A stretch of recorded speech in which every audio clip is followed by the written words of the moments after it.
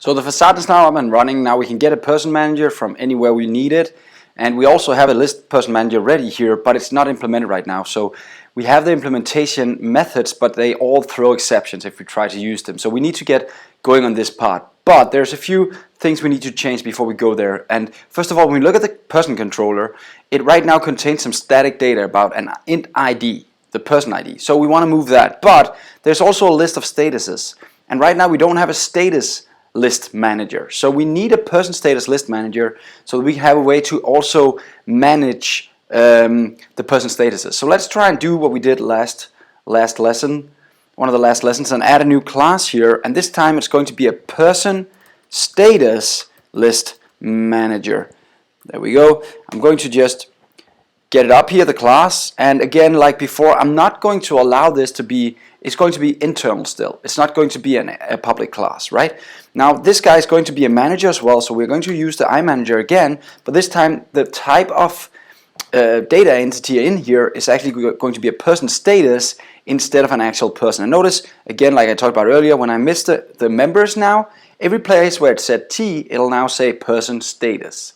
That's pretty awesome. So now we're ready with that. Now I don't care about the create one right now. I do care about the read one because I want to return a specific person status when I read or look for that person status. So let's grab the person status list from here. Let's grab it from the controller. I'm in the person controller and I have a person status list.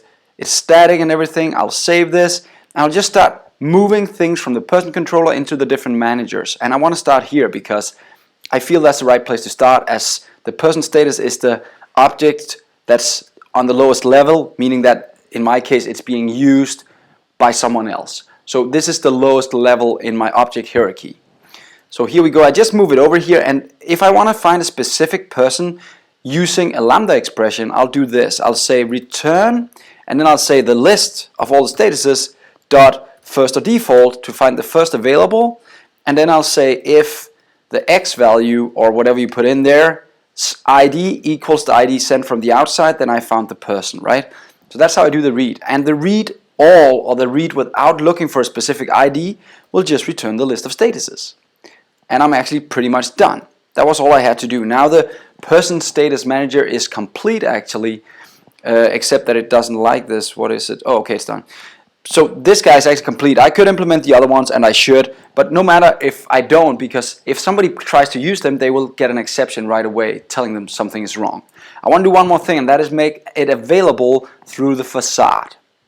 So that's the last thing we do here. We say I'm going to return another guy here that's going to be a person status list manager. There we go. And I'm going, oh sorry, it should just say person status here, of course. Let's put in the right thing. Person status, there we go. And it should be called get person status manager. There we go. And we want to return a new person list status manager. There it is. So now we have that as well. Now we have it accessible from the outside as well. Next lesson we'll continue removing stuff from the person controller. See you next time.